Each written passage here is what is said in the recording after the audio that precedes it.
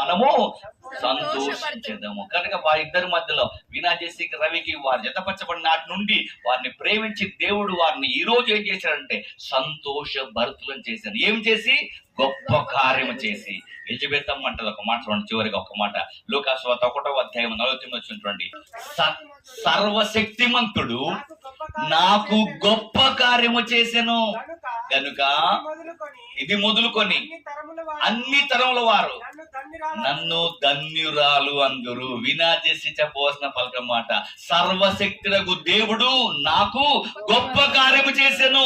ఇది మొదలుకొని అందరూ కూడా నన్ను ఏమంటారు?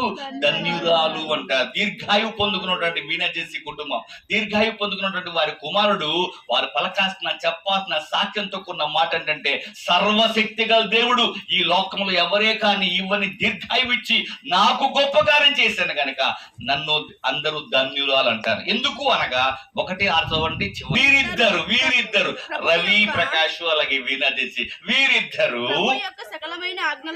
ప్రభు యొక్క సకలమైన ఆజ్ఞ చొప్పున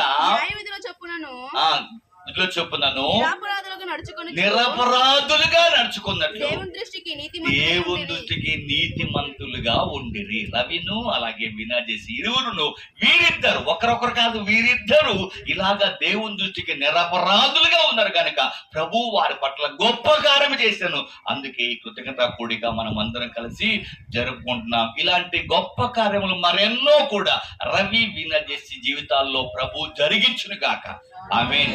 ఒకవేళ రవి సహోదరుడితో కూడా సాక్ష్యం చెప్పేవాడు, ఏమనంటే నాకు భార్యనిచ్చిన తర్వాత కుమారుని ఇచ్చాడు, కుమారునే కాదు ప్రమోషన్ కూడా ఇచ్చాడు నా జాబులో అని చెప్పేవాడు రవి కదా. కుమారుని ఇచ్చాడు, కుమారునితో పాటు జాబులో ప్రమోషన్ కూడా ఇచ్చాడు. అంటే వారి ఇద్దరు కూడా దేవుని యందు ప్రభు దృష్టిలో నిరపరాధులుగా ఉన్నారు కనుక ప్రభు వారి పట్ల గొప్ప కార్యం చేశాను. అలాగే మన కుటుంబాల్లో మనం కూడా దేవుని దృష్టికి నిరపరాధులుగా ఉంటే ప్రభు మన పట్ల కూడా గొప్ప కార్యములు చేస్తాడు, చేయును గాక.